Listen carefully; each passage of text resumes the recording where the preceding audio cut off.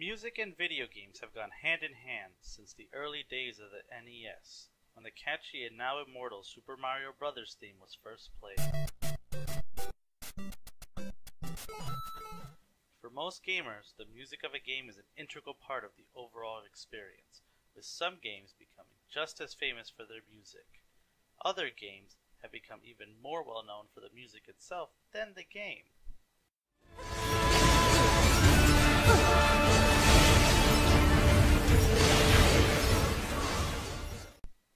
There are those games whose music is known to almost all, classics of gaming that will never be toppled.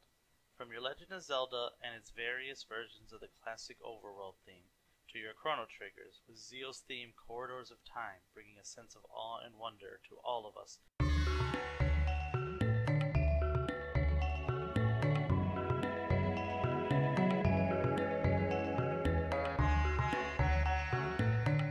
However, gaming is a very personal experience, and all of us have those games and songs that are important to us as individuals. Those experiences that defined our path as gamers. As such, this will be an exploration of those games and songs from the perspective of me and Jonathan, here at the Blue Wizard Project. The idea is simple. We each pick 3 or 4 games that were important to us on a system, talk a bit about the game and its music as a whole. We each picked one song from those games that we felt was the most important to us, either because of the feelings that song brought about or the memories we have of the time when we first heard that song. We're going to try to avoid the standards here, people, the most popular and beloved games. Obviously, we all know that Mario 3, Final Fantasy 6, Civ 4, and other super popular games are well loved and their soundtracks some of the best gaming has ever made. We agree.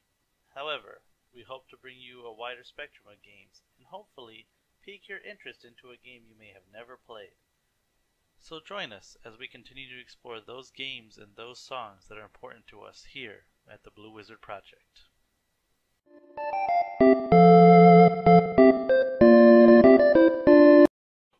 Hi everyone, it's me again, Ian, and here with Jonathan. Say hi. What up? What up, yo? So we're continuing with our exploration of game music, like we did in the last one with NES music, this time moving on to everyone in the world's favorite system, the Super Nintendo. If it's not your favorite system, stop lying to yourself, it is. If it's not your favorite system, then you're wrong. I mean, yeah, that's also true, you're just wrong, like, objectively. It's the best. So this one was You might say PlayStation 2, but that just shows that you're a noob and you don't know what video games are good. Or you're under the age of 30. Also possible. Yeah, that's true. That's true. You know how those tweens these days love their PlayStation 2s? That's what they're playing right now, right? Damn kids playing their PlayStation 2s on my lawn. Oh man, I just imagine a bunch of kids still playing PS2 with the really bad, like, voice acting. Oh man, with the mouths that don't move and the kind of like not blocky hands, but like blurry, and everything was fucking mud brown. Yeah, that's the shit. I just imagine Titus laughing. Ah ha ha ha. Basically that. Oh man. If you don't know what Titus laughs are, well, put it in the video.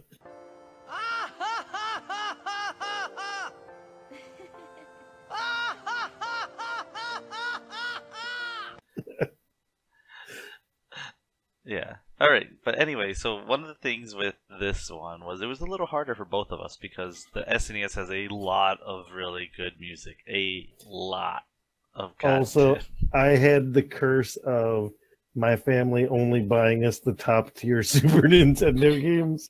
So it's not really a bad problem to have, but it was like, oh, what games did I play when I was a kid? Earthbound, Final Fantasy 4, Final Fantasy 6, Chrono Trigger, Donkey Kong Country 1 and 2, Teenage Mutant Ninja Turtles in Time, etc., etc. Like, all awesome shit. Like, I was like, God damn, we had an awesome collection. I don't even know where those games are. They're somewhere in my dad's house. And I feel like, man, what fools we were not to take better care of those cartridges. Yeah, unlike you, I still have all my original stuff except for what got stolen when I was a kid. Yeah, but you didn't have to share with two brothers, That's true. so you could take it when you left. Also true. Did they take yours? Nope, because they were fools. Well, then you were all fools of a took. Looking at you, Joey. You were the last one there. Oh yeah, then he's a real dummy. I'll find them again eventually. Hopefully. My dad doesn't throw shit out, so they're still there. You'll find them in the days of yore when the apocalypse is hit. Is your dad a pack rat? Let us know in the comments below. Never throwing out anything. Alright, so, but like I was saying, it was pretty hard for us just because the birth of games and the fact that most of the games with really good music are also very well known. So it's like, well, let's just put Sticker Brush Symphony 6 times and be done with it. Yep. Actually, there we go. There's the whole video. Enjoy that. Well, this has been Jonathan for the Blue Wizard Project. Catch you guys next time. Peace.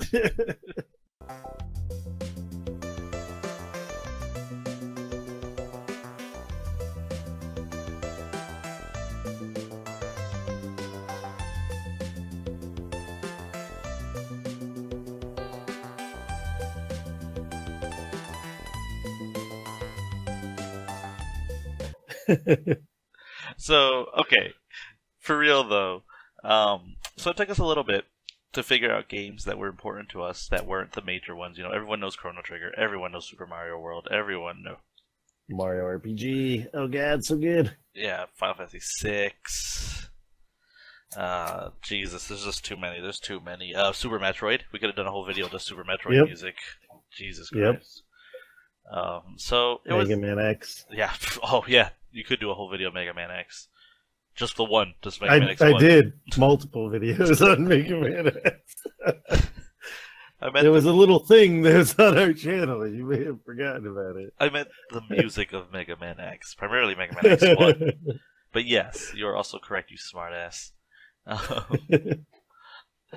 But so with that in mind, it took a little bit, but we figured out what we wanted to talk about. I actually ended up with a bunch more, so maybe we'll get to that. I think I could probably make like 3 videos off of the shit that I wrote down for this one. Yeah, so maybe we'll come back to the Super Nintendo another time and do a second one. But for now, we'll focus on the 3 we have down.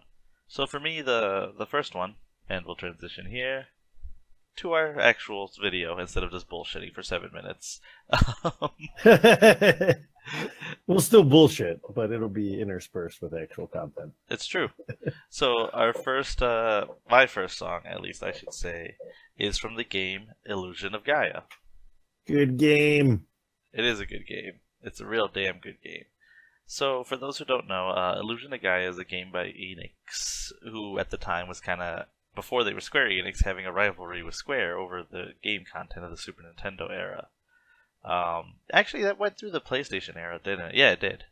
So yeah, I believe so. It wasn't until like PS2, around PS2 era, late PS1 era, late PS2 era. PS2, because they still had the rivalry through the PS1 era with a bunch of really good Enix games like Valkyrie Profile and Star Ocean, which I will talk about another time. Right. Yeah. I'm actually playing Star Ocean 2 right now. I'm almost done with it. Nice, great game. But so Illusion of Gaia was kind of like a Zelda-esque, over the bird's eye view adventure game, RPG adventure game. Very similar to Zelda. It had a health system in the top left. You know, you went around, but you played as a young boy named DeWill, who was on an adventure across lots of real life ancient ruins. You go to Angkor Wat, you go to the Great Wall of China, you go to the mountains in South America, like the Mayan ruins and stuff. Of course, it's not exactly like our world, but that's kind of the whole plot of the story that you figure out as you go along. Illusion of Gaia is kind of part of a series of games that people say are loosely not connected, but all related. That Illusion of Gaia, Terra Enigma. Terra Enigma is by far the most overlooked game that should be a fucking classic on the Super Nintendo. It really is. It really, really is. And so, if you have not played Terra Enigma, you need to fucking play it. It never came out in North America. It came out in Europe, I believe. But yeah, and the other one was, and the first one in that series was Soul Blazer, which was Yeah, all of those games are pretty good. yeah, Like all of them. Even the worst of those games is still a great game. which is Soul Blazer. Yeah. But so Illusion of Gaia, kind of a silly little story. It's not super like suspenseful or super in depth or dramatic, but it's definitely a game that I enjoyed. The gameplay is fun. One of the things I like is that you're the warrior of dark.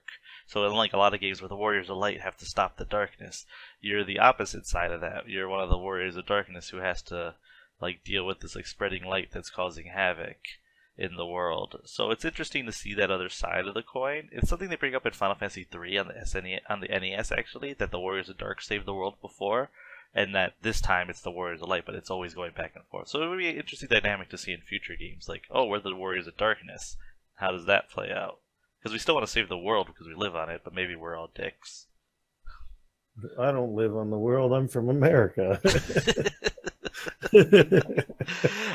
But for me, the song in Illusion of Gaia that really stuck out was called In the Earthen Womb.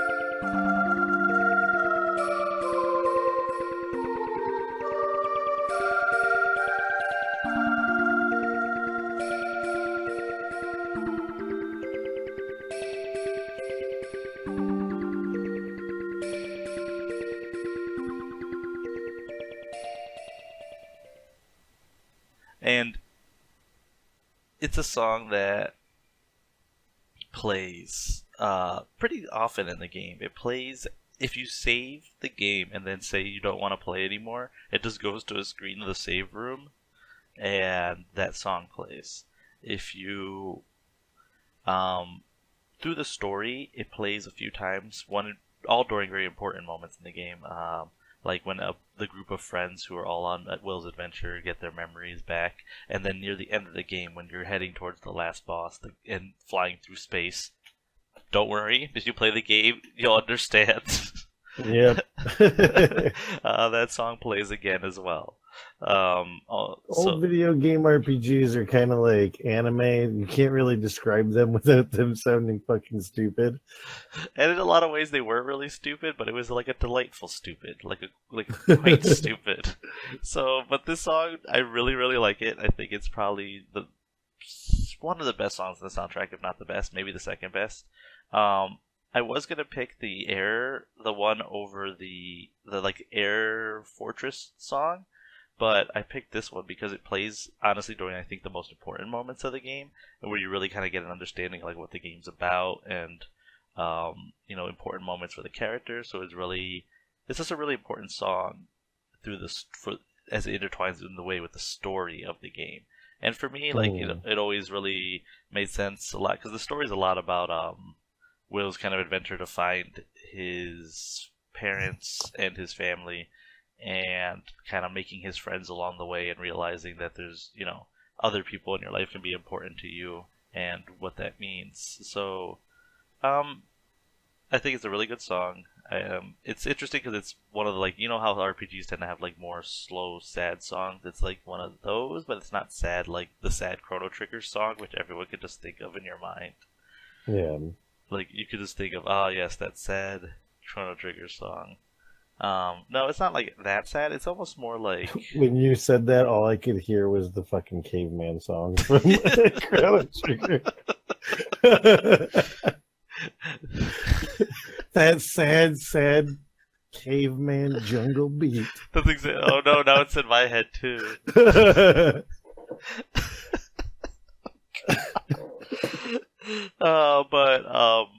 Yeah. So just it's the song I always think of when I think of Illusion of Gaia.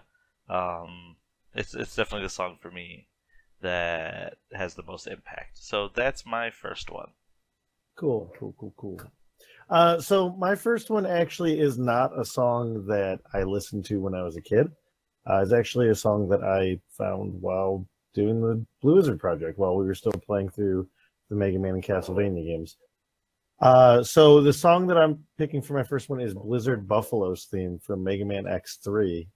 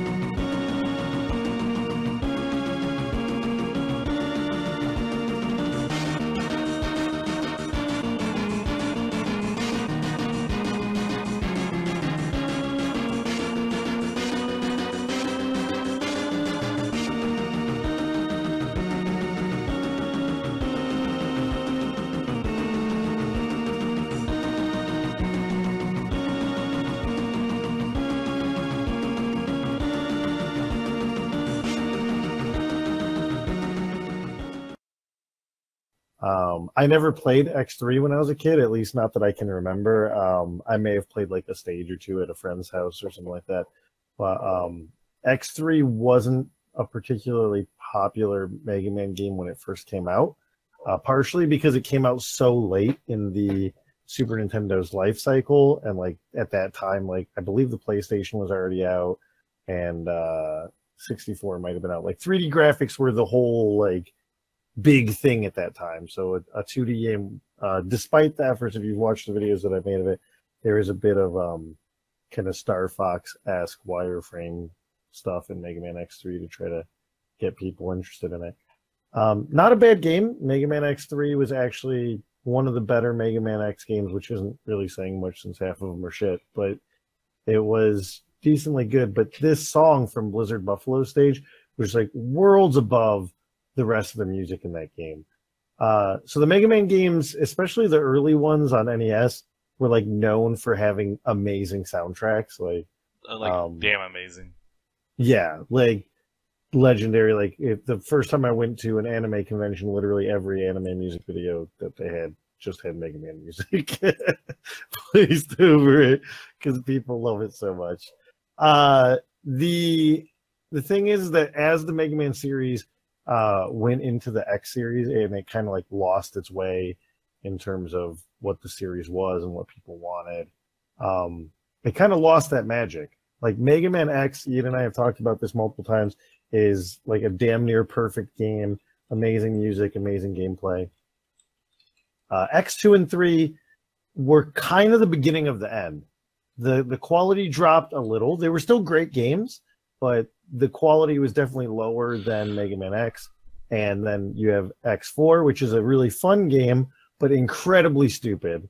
And then from X5 on, the game just kind of, none of the Mega Man games ever really achieved greatness again until maybe arguably Mega Man 9 and 10 when those came out.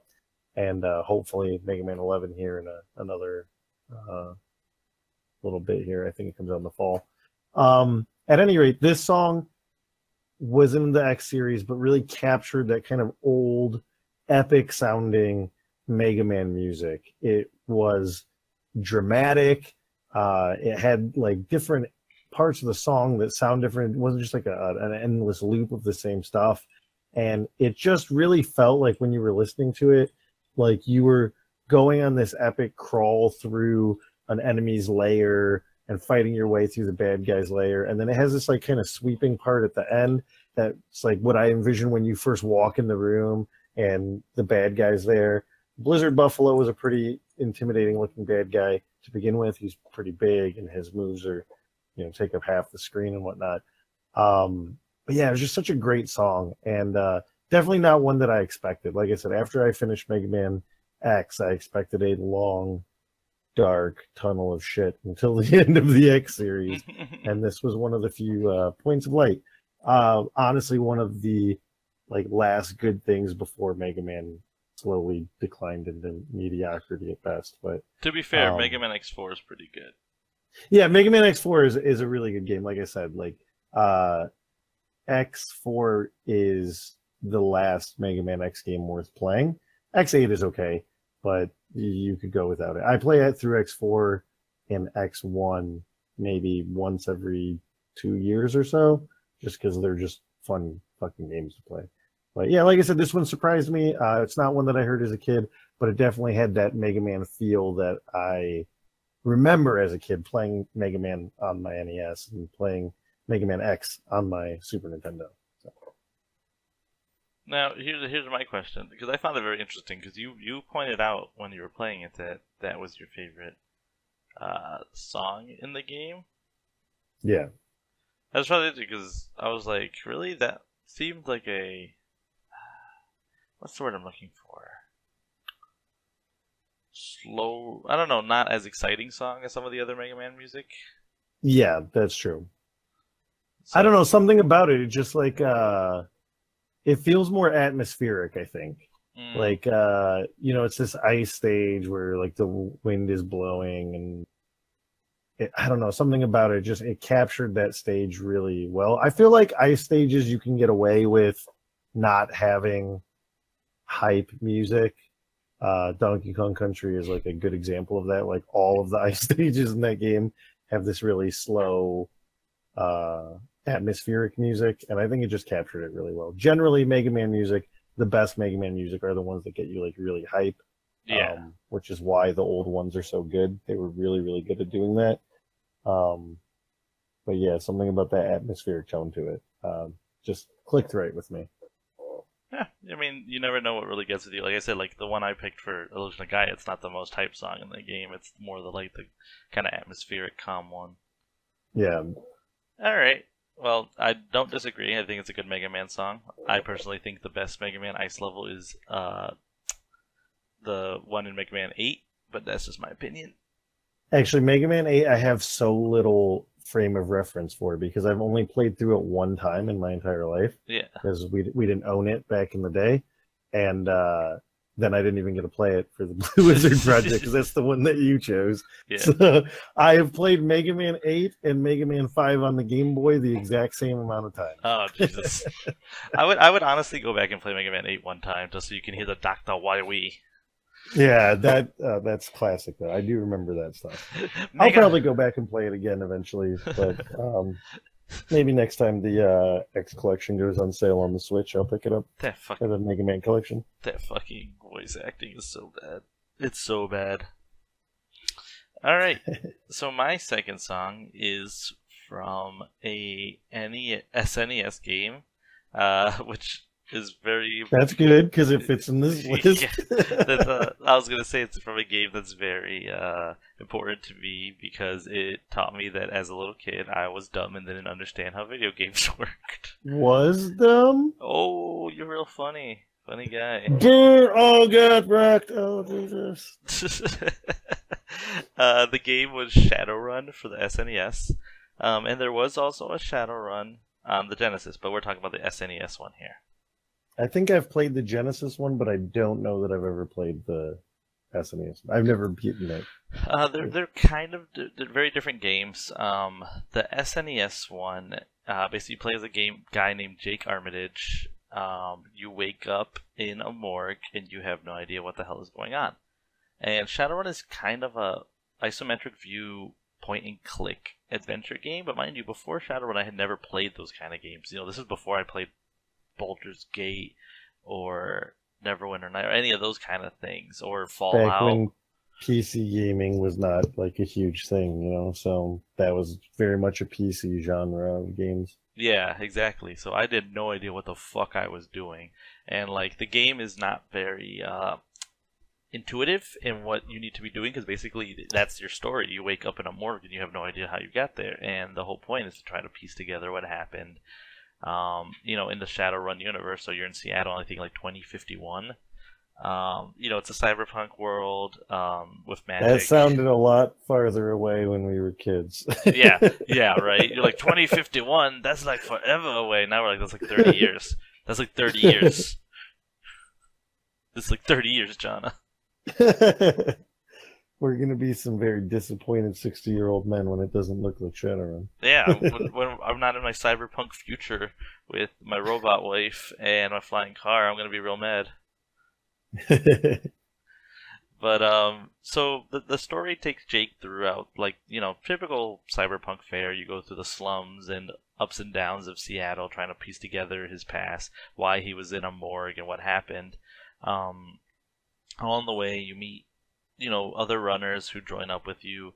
Run into a dog in an alley who talks to you. Steal a gun off a dead guy. Do a bunch of stuff. End up in like a battle, like a fighting arena.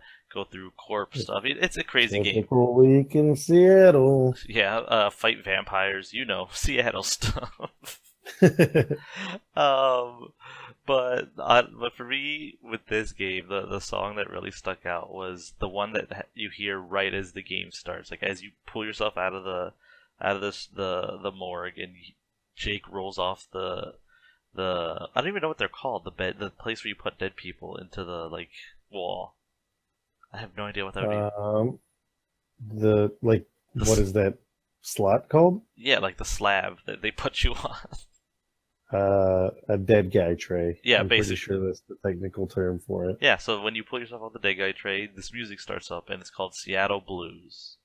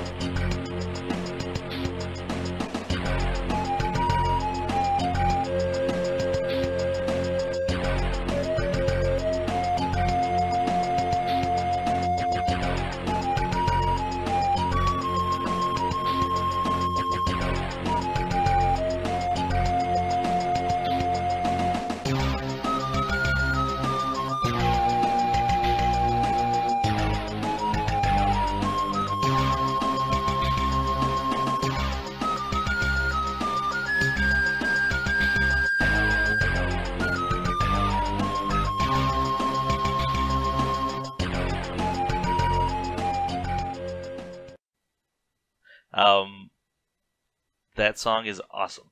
It is fucking amazing. It sets the whole atmosphere of like this kind of moody mix of noir, cyberpunk, that there's a mystery ahead of you, and it's way bigger than you.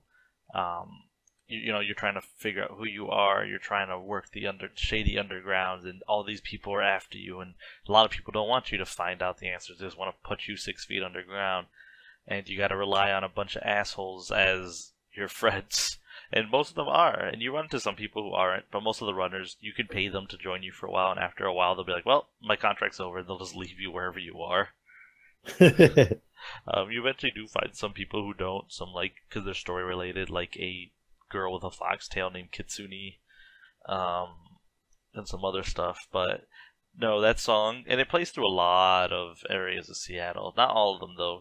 There's different parts depending if you go uptown, like, because you do go around. It's the kind of game that'd be really interesting to see, like, remastered or redone, but they won't do that. I mean, they're doing new Shadowrun games that are awesome. If you haven't played the new Shadowrun games on PC, I would recommend them highly. But one of them seems to go on sale or like be given away for free a lot. I think I own one of them. Probably Shadowrun Returns. I think that sounds right. Jake Armitage, the guy from the SNES one, is actually an NPC in it. He joins you for a little bit. But then he abandons you when you need him most. Yeah, basically. He's like, my contract's done. Yeah. I'm out. No, you just run into him at the beginning, and he helps you through the tutorial battle to kind of get used to the game. Pretty neat. Yeah, so Seattle Blues, great song. Shadowrun, awesome. Cyberpunk is better than steampunk. Fight me. Yeah, I'll go with that. I'm going to allow this. My second song is from the game ActRaiser. Great game. Great Enix Yeah. game. Yes. Enix gets a lot of love on these lists. I think that shows how like kind of underappreciated their work was during that time. But yeah, ActRaiser was a really great game on the Super Nintendo that actually was like fairly forward thinking for its time. Like it's fairly early in the both of the ActRaiser games are fairly early in the Super Nintendo. I'm pretty sure ActRaiser 1 was a first year. I'm pretty sure it was. If it wasn't a release game, it was definitely within like release, like launch window or whatever, if I'm not mistaken.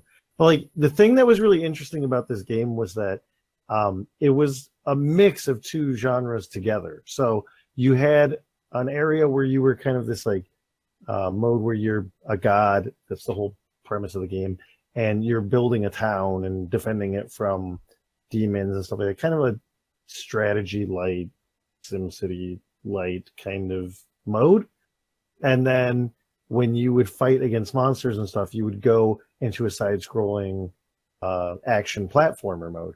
Like you got to remember, like when this game came out, that wasn't a thing. Like genre video gaming wasn't necessarily old enough that people were thinking of like mixing up genres or trying to do things out of the box. Like that was a huge gamble for this time when like people didn't buy a lot of games necessarily.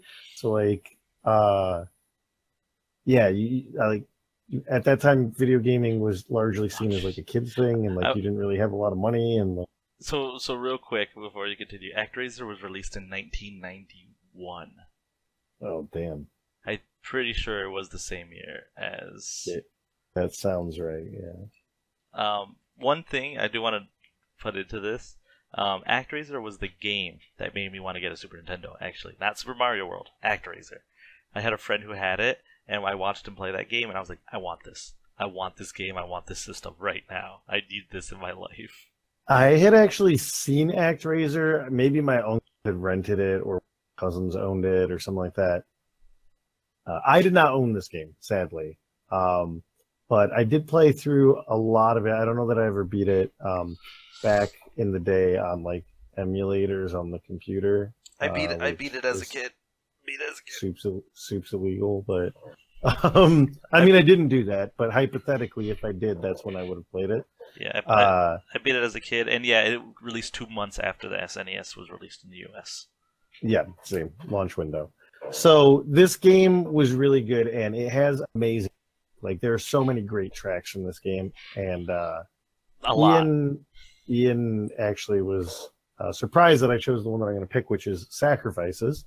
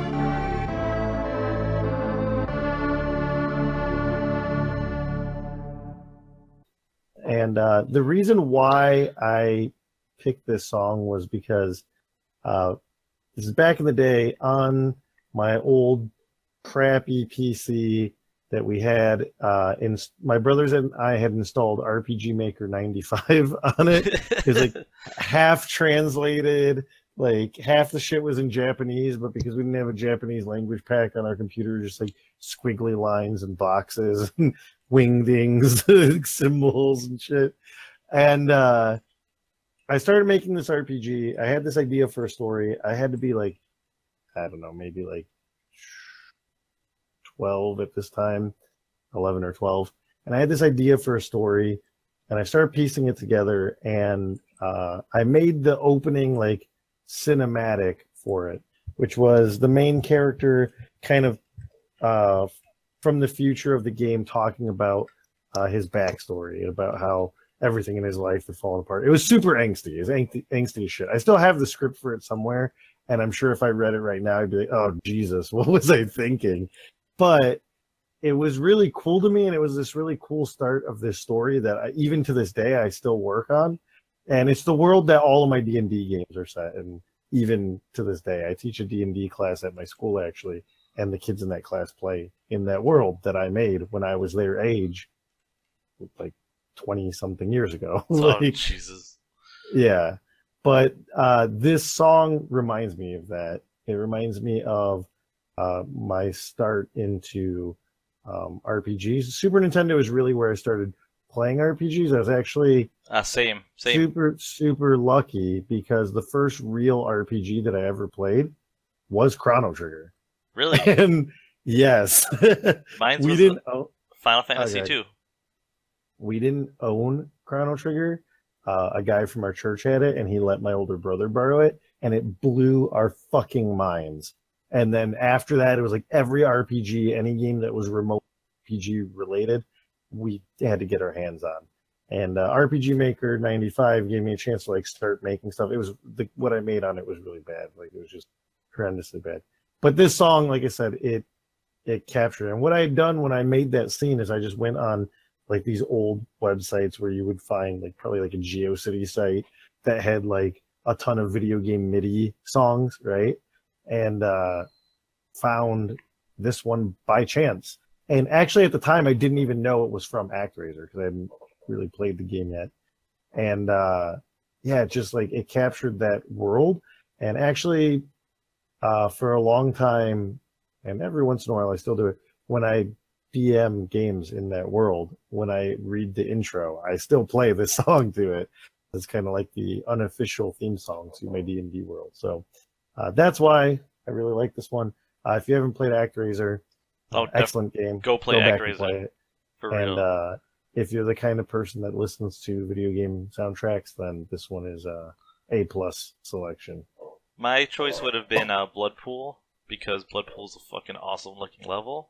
I think it's sweet as hell, and I think it really sets the mood of like, yeah, I'm gonna go kick some ass because I'm a god and these guys are punks. There's another one called Birth of the People that I almost put on this one. Oh, that's like a classic. Birth of the People's like a fucking... Yeah, that's one of the reasons why I put it on here, because if you like video game music, then you've probably heard that song. Yeah, no, Birth of the People's great. ActRaiser's great. It's a good choice. Jana shows he sometimes has good taste. Occasionally. Alright, well, so far these are all great games that I've played. I mean, you didn't play Shadowrun. I don't think. I did.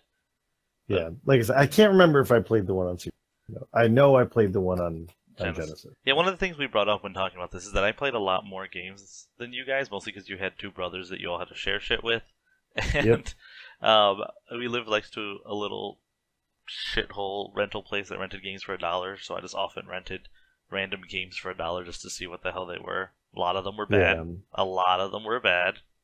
There's a lot of bad games on the SNES. But yeah, that's true. But a lot of them were really good, and a lot of them you're like, wow, this is... And the good super far outweigh the bad on the Super Nintendo. Yeah, and when you got something good, like they were all so interesting and unique and different, like you had no idea what you were getting into, especially back then, because I didn't have like the internet or anything. You just went in blind. You were like, let this cover. This one's a hillbilly playing a banjo for a space game. Oh man, that one will never die. Or like, look, even the cover for ActRaiser, it's just a pyramid with like lightning striking it. That's why Chrono Triggers was so cool, because it was like, this looks like them's Dragon Balls. That Dragon Ball show I watched in Spanish. Yeah, exactly. Yeah, ActRaiser's cover is not intuitive. It's pretty boring, actually.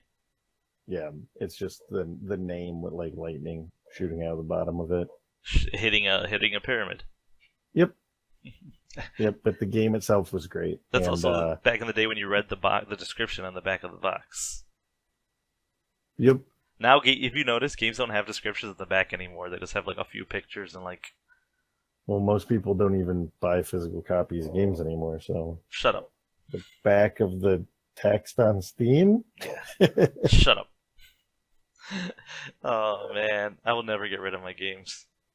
Side note on that whole dealio is for a long time, because I live overseas, and I know that eventually when I move back to North America, I'm going to have to move all my shit, which is going to be a huge pain in the ass. I stopped buying physical games for like years. I was like, no, just buy digital games. It's easier.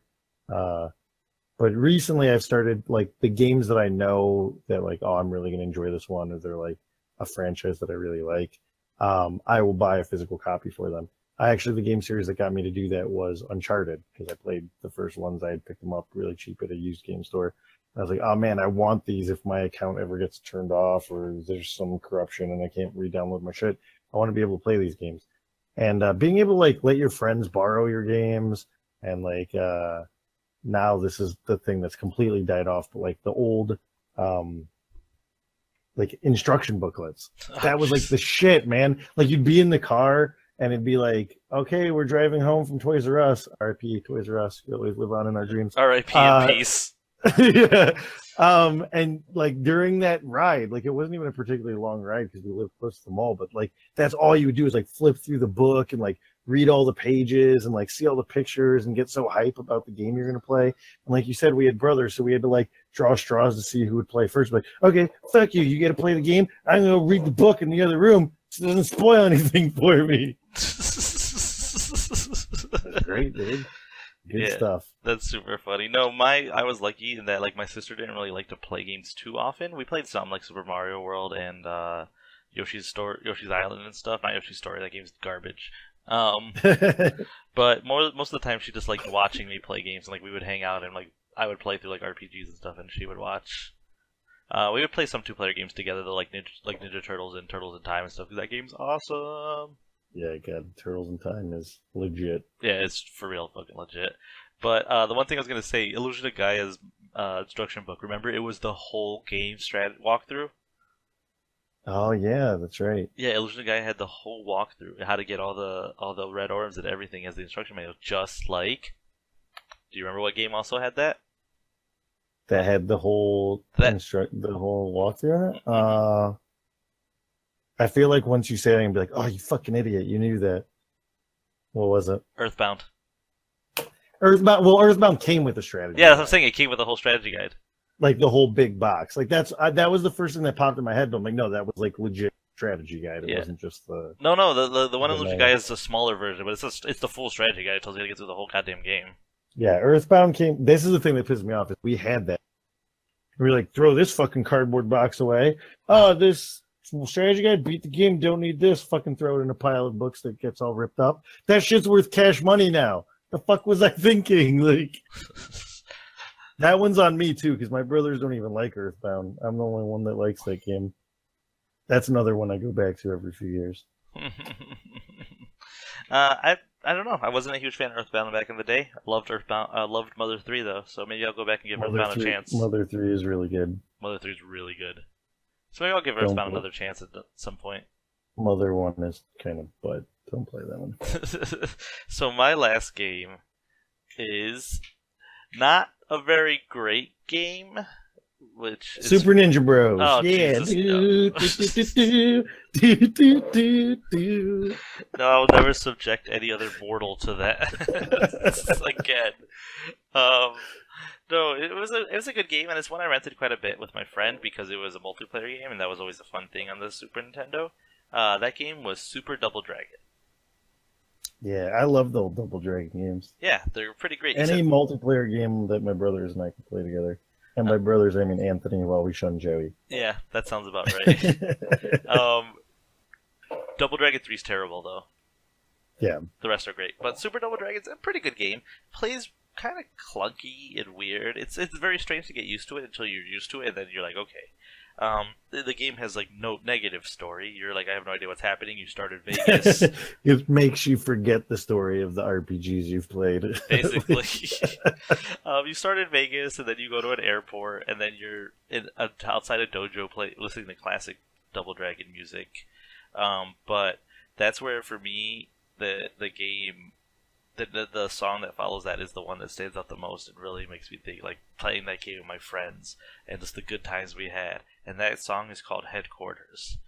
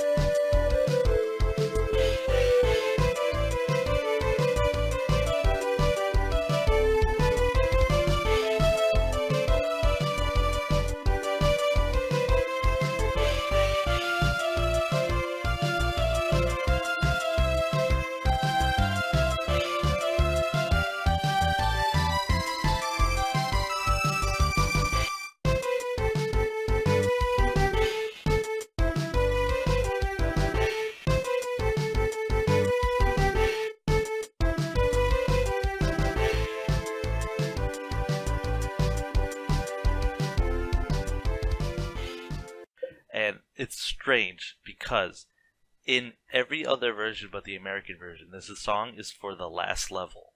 But in the American, what? Yeah, in every other version, this song plays in the last level of the game. In the American version, this song plays in the level after the dojo when you're riding on top of a semi-truck fighting bad guys over a bridge. You know how people always put their headquarters on the back of semi-trucks? Yeah. So for some reason, in the American version, it's the song that plays when you're on top of the semi, riding across what looks like the Golden Gate Bridge. Like, I'm pretty sure the game takes place in San Francisco. Like, that's the thing that makes the most sense to me. Yes, headquarters. But yeah, in every other version, it's the last level. It's super dumb because it's a really good song. The last level version they use in the U.S. game is terrible, but the song is awesome. It is a really sense of like adventure and like, you know, like this is heading towards the end of this whole thing, and you're fighting guys I mean, the level's awesome. You're fighting guys on the back of a semi while the wind is blowing you back, so you have to be careful. There's a whole city in the background from the bridge. Like, I'm pretty sure it has to be the Golden Gate Bridge because it's a big red bridge that you're going across as you do this. As the level progresses, the truck eventually crashes into a wall that somehow doesn't kill everyone on top of it. That's just science, dude. They probably jumped right before. They do. It hit. You all jump off right before it hits. That's why. Then that's why. God, learn your science, dude. And if there's one thing I can tell you from my homeschooling education, it's that that's how science works. And as you flip around and they land on the ground, you see the boss of the game and his cronies all walking away, and then you realize that's why you were on that semi. You were chasing after them, and they all walk off the screen and leave a bunch of puds to fight you. And it kind of gives this idea of like, there's the boss, and it's actually every boss you're gonna fight from that point forward in the game, walking off screen together. I like that you say you realize that's why you were on the semi all along, because it makes it sound like you just randomly showed up on top of a semi driving across a bridge. Like, the fuck am I doing here? What's going on with this situation? Well, in the level before that, you jump onto the back of the semi. That's how the last level ends. But it kind of gives you an idea. Presumably, you knew why you were jumping on that semi, though. Maybe the characters didn't. I had no goddamn clue why I was on that semi. Because the negative story. Yeah. So you're right. You got me. Because even the original Double Dragon, like, it starts with them punching your girlfriend in the stomach and carrying her off, and you have, okay, I have to go save girlfriend. This one, it just starts in Vegas. There's nothing. It just starts in the streets. There's nothing going on. It's like, hey, you know what I feel like doing? Brawling. Yeah, basically. So I had no idea what was happening. But the song is pretty goddamn awesome. It's a great level. It's a You should have fantastic read level. the instruction manual. Probably had the story in there. Probably didn't come with it when I rented the game. Well, that's on you. Yeah, I Shouldn't know, have been right? cheap and should have bought the shitty game. You know, because I could buy so many games. And that's kind of the thing that we're talking about here. Is like most of these games I didn't own as a kid that I've talked about, Illusion Gaia, Shadowrun, and Double Dragon, because when I could get games for my birthday or Christmas, it was the classic. It was the Chrono Triggers. Yeah, exactly. Well, that's what I'm saying. That's why we had so many good games. Like these ones, like these Enix games and whatnot. Either I played them as a kid on emulators or borrowed from people. Yeah, like Shadowrun I never owned as a kid. Because it was like, oh, you know what I got as a kid was Final Fantasy Mystic Quest. Oh god, you know that game is real shitty, but I have a soft spot in my heart for it. No, that game is real shitty. That game has a fucking amazing soundtrack. Yeah, also one of the worst last boss fights ever. Yes, just heal him and he fucking dies. You literally just heal the last boss and he dies. But that game's soundtrack is goddamn amazing. It's way more than that game deserves. That's for damn sure. Yeah, there's also the little claw thing that stretches out and goes like, yeah, that shit's great. Also, all the stupid dances everyone does. Yep, like I said, that game is butts, but it has a special place in my heart. Same.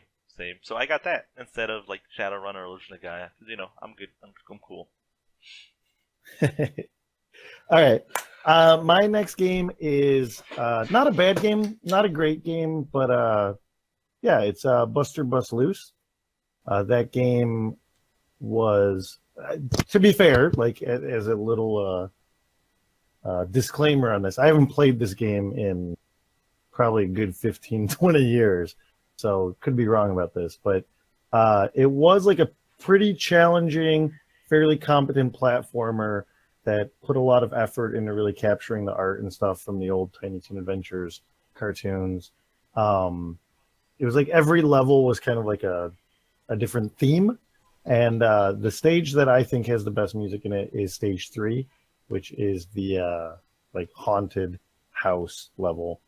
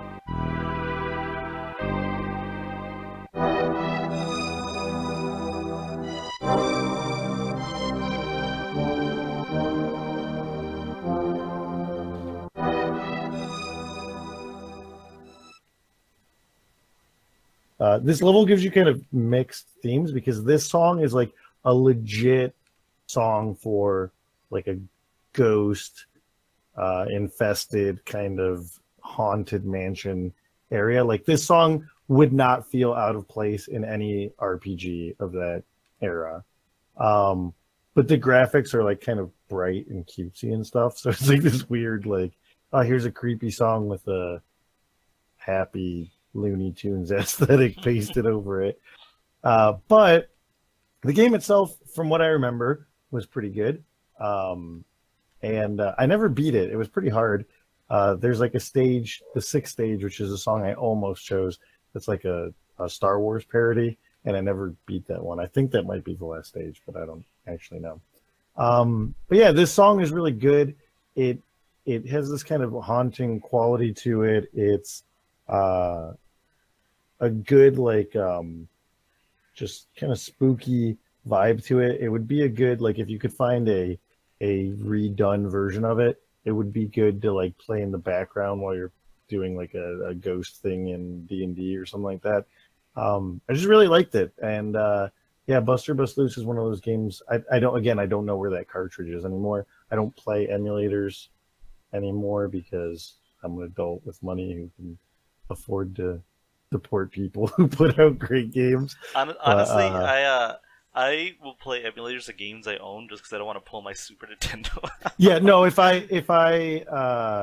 yeah, I would do that too. There are a few games I say that, but like I'm playing Lufia on my phone, and I have Lufia back in the States somewhere, but so I should pick this one up again, but I haven't played it in a long time. Maybe this video will give me the incentive to do it, but just as an aside, I played because I knew what genre was picking already, so I did some video recording, and I played through the game. I never played it as a kid, not once. Never fucking touched this game. Pretty fun game with some really cheap ways to die.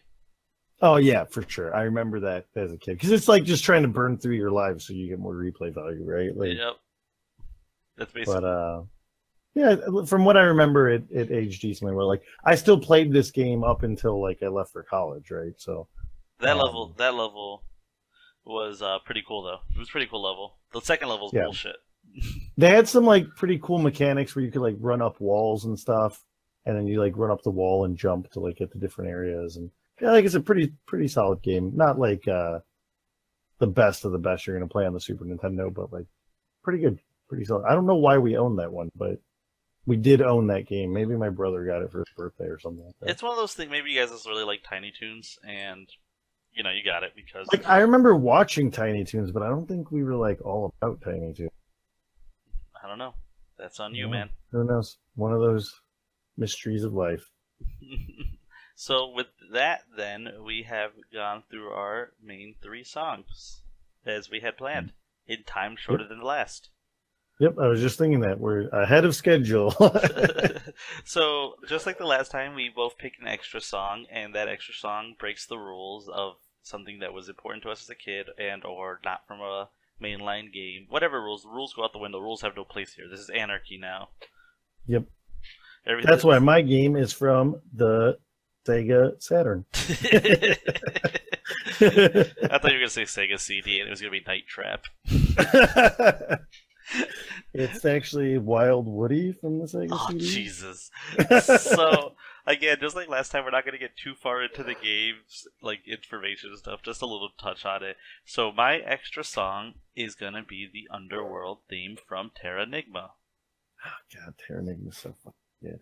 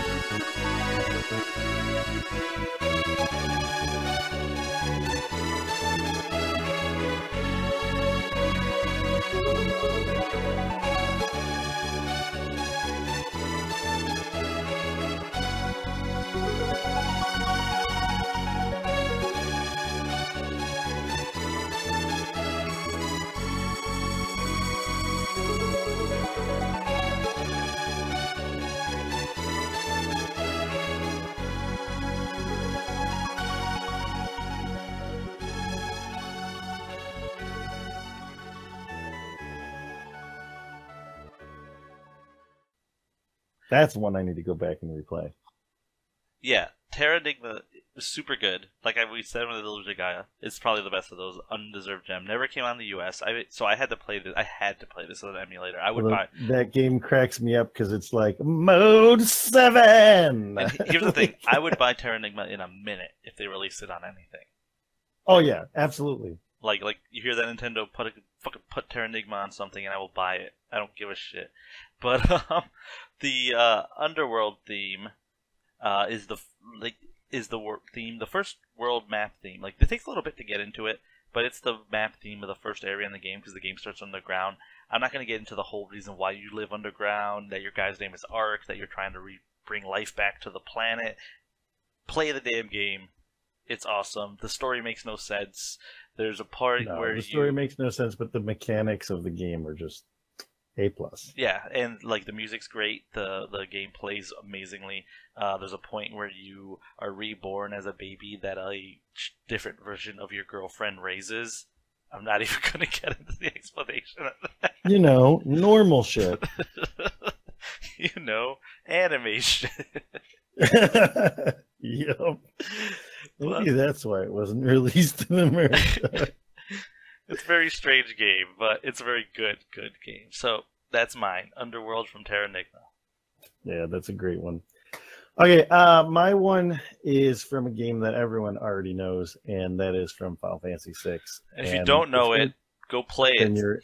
Yeah, if you don't know it, then I don't even know why you're even fucking listening to this video. You should be playing Final Fantasy VI, and not the fucking iPhone one. Don't you dare play the fucking iPhone one. You go back and play the legit one, and not the one on PlayStation, although that one's all right as long as it's not Chrono Trigger on PlayStation, because that's a fucking horrible reproduction of that game. Except for the movies. The movies were kind of cool.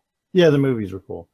That's why you should play it on DS. The DS version is the best Chrono Trigger version. And if I'm not mistaken, the Game Boy Advance version of Final Fantasy VI is the definitive version of Final Fantasy VI. Because the music's terrible. Oh, really? I didn't know that. Yeah, the music, like compression, came out really bad. Honestly, the PSP version is really good. Or just go play the SNES version. Yeah. So the difference is that like they cleaned up the translation in. Oh, but who doesn't love Son of a Submariner? Yeah, that's probably quality line. That's one of the best. Like up there with Spoonie Bard.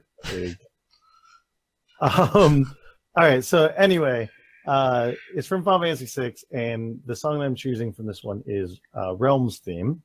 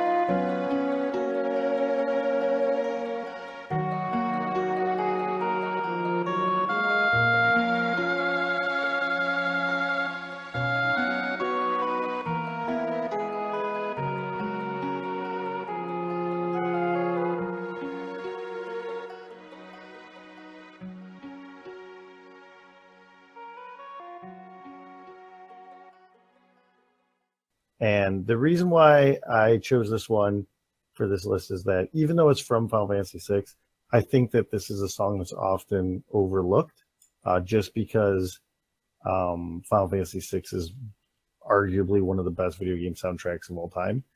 And even though this song is a good song, but like when you're stacked against the greatest songs of all time, kind of hard to shine. The other reason why I chose this one is because it's the version of this song that I like is not the one from the game. It's actually an overclocked version of it. There's an overclocked version of this song called Realms Weepy Loop, and I cannot for the life of me remember who is the guy who made that version. But if you go on YouTube and type in Realms Weepy Loop, it'll come up. I'm sure that was the first one.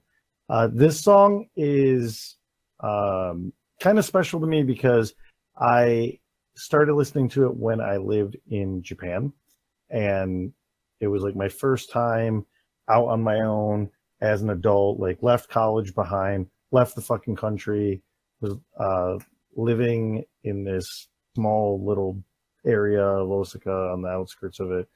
And whenever I would walk around, I would try to like listen to new music. I didn't have a music collection. I'm still not a music guy now, but like at the time, I grew up in a like fairly religious household, and the church that we went to was like very against people listening to anything that wasn't Christian music. And so I was like, well, I need to start learning about music, and downloaded that, downloaded a bunch of songs, and downloaded a bunch of video game music while I was at it. And this one came up on my iPod while I was walking around one day, and I'm like exploring this new neighborhood and seeing the new world that I'm in, and something about this song just hit it just right. And every time I hear this song, it just takes me back to that time. Like it reminds me of this really just simpler time when, you know, when I first got overseas, and the future seemed really exciting, and the world seemed really big. And I know that sounds really dumb and like kind of cheesy, but this song just kind of encapsulates that part of my life. Yeah, it's an interesting song to pick from 6 because most people don't really think like Realm Song is a really good song, but you're right. It's like, hey, here is a really great pizza with your filet mignon. Yeah, exactly. That's it. Like there are a lot of songs like that in 6 that I feel like get really overlooked because you're talking about, again, some of the greatest songs ever composed for video games. Yeah, so like I said, like you're like, man, that pizza's goddamn good. It's like the Caveman song from Chrono Trigger. I don't know why that song has come up more today than it has in like the last 10 years. So that's pretty much it. I don't think we have much else to talk about. We may, like I said, we may come back to Super Nintendo at some point, finish off a few more that we did have on there. I have, like I said, I have at least 4 more songs from other games that were definitely interesting and important to me. Yeah, and I could do it definitely at least one more of these, if not more.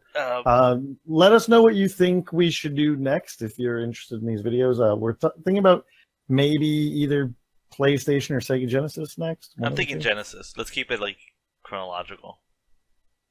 If that was the case, then shut up, because Genesis came out first. Before this, we're doing the Master System next, bro. Well, that's gonna be a short list because I've never played the Master System. I've only ever played what's the game? Rise from Your Grave. Altered Beast. Altered Beast.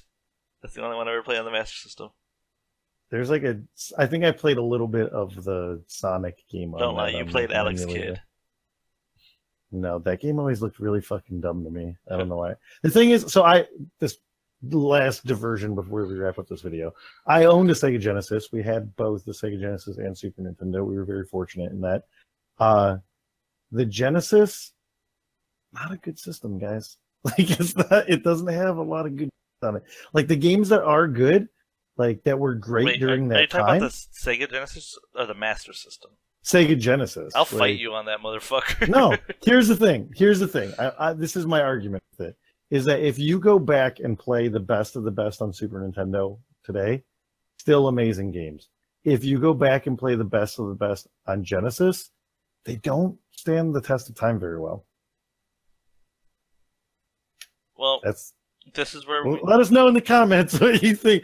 Okay, this is what I'm going to say. Like the Sonic games, pretty good games. But if you're like, hey, you want to sit down and play a Sonic game right now? No, I'm good, man. Like,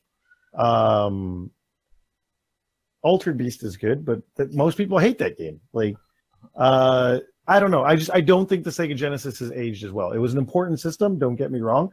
I think that Sega did a lot with it. The way that they were able to push that system. That system's really old compared to the Super Nintendo, and the fact that it was a viable contender that like put them on equal footing with Nintendo is nothing short of like a miracle. They did a great job with it. The games were great at that time. I don't think the Sega Genesis games have aged as well. And maybe that's just me. Maybe that's just personal preference, but I don't think the Genesis is. Listen, we're just gonna play a bunch of Toe Jam and Earl until you change your mind. That game was great. But again, did that game age well? Have you played that game lately? I have not played Toe Jam and Earl in a long time. I can't imagine that game aged well. Although there is a new ToeJam and Earl game coming out soon. So. You know what has aged well though is still Phantasy Star 4. I actually have never played any of the old Phantasy Stars. Maybe that's Phantasy Star Online was the first one that I ever played. maybe that's what you got to do. Play some Phantasy Star. Yep. All right. Yep. So let us know about Jonna's controversial comments in the comments. What you think, all 10 of you. James, tell us what you think. Yeah, James, you're there. We know you're there. And we'll see you guys next time.